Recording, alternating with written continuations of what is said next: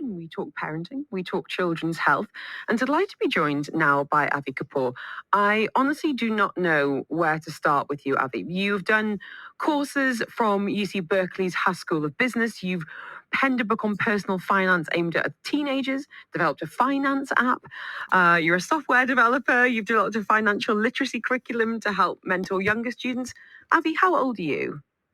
I'm 16, turning 17 in like 2 months. How is it possible? How have you done all of this? And I'm like 39 going, I don't really understand what software is. How would one develop it? Okay, how many hours do you have in one day? Are you like Beyonce, where you have far more than 24 hours, like us mere mortals? Avi, thank you for being with us this afternoon. We're talking about you a little bit. We're also talking about the scholarships that you have been offered. Can you tell us a little bit about what your plans are come the new term? You're heading into sixth form. Yeah, starting year 12 this September. Honestly, nothing set in stone in terms of what I want to pursue for these like next 2 years, final 2 years of school. But I definitely want to, take my interests and the things I've already done and pursue them to a higher level. So whether that's, what I've already done with penning a personal finance book, I've turned it into an app, which I'm going to try, getting onto the App Store by the end of this month. Going to try creating an online presence for the brand, trying to recruit students to, I guess, just further the cause of personal finance, but mostly just try to do the same of what I've already been doing. Can you tell us a little bit about the scholarships? Worth well over $1 million. How did they come about? So I just applied to, I think maybe was it 7 or 8 schools, and all of them offered scholarships, which I think has come recently because of the COVID pandemic, and I guess just the way schools have been moving in Dubai for the past few years. But I did end up getting a scholarship at many of those schools, and yeah, it just added up to, I think, 920, nearly $1 million dirhams. Yeah, absolutely incredible. So where in the world are these schools, and how on earth are you going to choose? So there are many that are in Dubai, whether it was Heartland, Swiss International School, Safa School was one of them as well. But there were also other schools around the world. There was, what was it, Harrow in the UK. Wow. They had an online school. Brighton College, but that was the Dubai branch. I got a scholarship there as well. But there were a couple, yeah. I think you're right. There is an element of the pandemic around it, but I think for many parents and students might not even realise that so many of these schools do offer scholarships. Can you explain a little bit about what the application process was like? Can you demystify it a bit for anyone who's listening, going, "Well, that sounds good. We'd like to save a few tens or hundreds of thousands of dirhams on our children's education." Yeah, for sure. I'd say, apart from the usual, application process to schools, so that's your CAT test and just sending in your reports, you have to write essays as well, which differs from school to school, but they all generally ask the same thing. They're asking about who you are as a person, what your plans are, and they really just want to get to know you. And once you give the admissions committee that, they'll then make a decision on whether they think you'd be a good fit for the school, whether they'd like to take you on as a student on the scholarship. So you have to answer quite a few essay prompts or interviews that you have to go through, whether it's with the head of sixth form, head of school.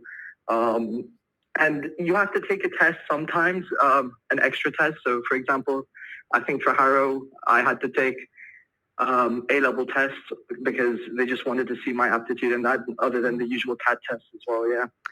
Avi Kapur joining us this afternoon. He's been offered more than, we're rounding up to $1 million dirhams worth of scholarships, from 50% up to 100% here for schools in the UAE. If you've got any questions, do get in touch on 4001.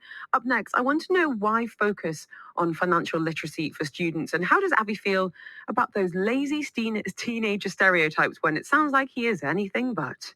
Join the conversation on Afternoons with Helen Farmer. Live on the line now is 16-year-old student Avi Kapur. He has received scholarships from, well, just about all of the top schools in the UAE and several internationally as well, with around $1 million dirhams. He's also done some incredible work outside of the classroom, including developing software, developing a finance app, and even creating a financial literacy curriculum to help mentor younger students.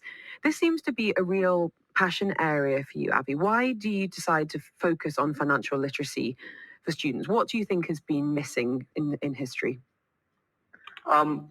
I think it first started when I read a book on personal finance. I just picked one up from the library, and then I started reading, and there were just a bunch of, I guess, just worrying statistics about financial literacy amongst, teenagers and I guess the wider youth. It was something like only 33% of adults are, financially literate, and I just felt like there wasn't enough being done in schools to help educate students, because financial literacy as a concept isn't too difficult to grasp. It's relatively simple. It's just that it's brushed over so much, not just in school, but just at home as well. People don't really like to talk about money in front of their kids. But I think it's vital that, there's open communication about finances, how to save, how to invest. And that's why I created, at first the book. It was a short guide on personal finance aimed at, students my age. I think it's that peer-to-peer aspect that is so interesting to me because, as you say, it has been addressed kind of, but often by people who work in the industry who might be decades older than the people they're actually talking to and probably are out of touch with their questions and their concerns and the way they interact with money on a day-to-day basis. So kudos to you.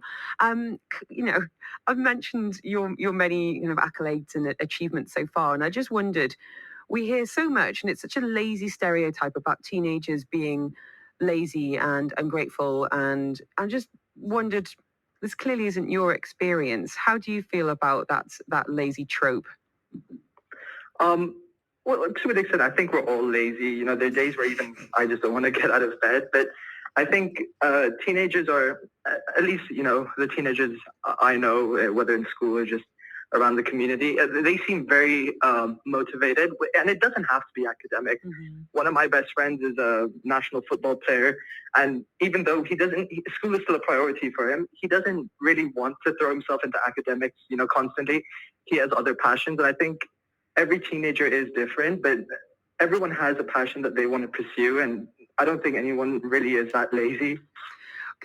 I know you're only 16, but I'm curious, and it sounds like you are incredibly focused and ambitious. Have you thought about career ambitions and what you'd like to do either at university or post-university? I've got a feeling you might be a king of the side hustle even when you're studying. Yeah, I've definitely given some thought to that. I think that I want to study either something maths or economics based at university, because there's a wide variety of, different courses you can take on now, whether it's in the US or the UK.